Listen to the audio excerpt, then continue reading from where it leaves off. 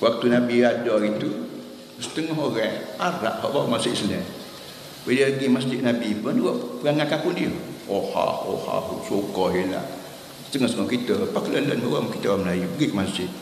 Dia bercakap di masjid ni supaya duduk rumah dia.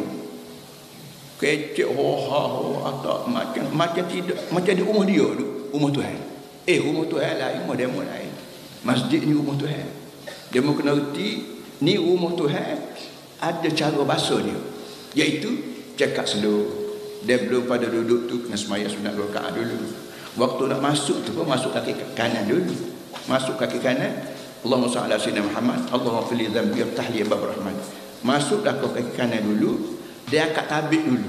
Pergi salam dulu. Mula salamnya ialah Allahumma salli ala Muhammad. Hei Tuhan.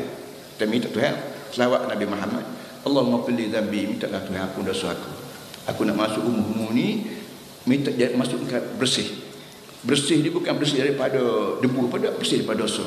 Mari rumah Tuhan kena bersih. Kaki bersih sama telah, dah tak apa dah. Kita pakai kasut, kita pakai selipar. Tapi hati perut kita ni, kalau perut kita ni kotor berdosa, lagu mana masuk rumah bersih?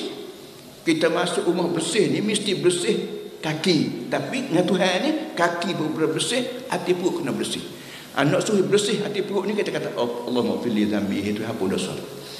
Dosa aku ni apa? Kalau lagi minta apa dosa aku, hati aku kotor.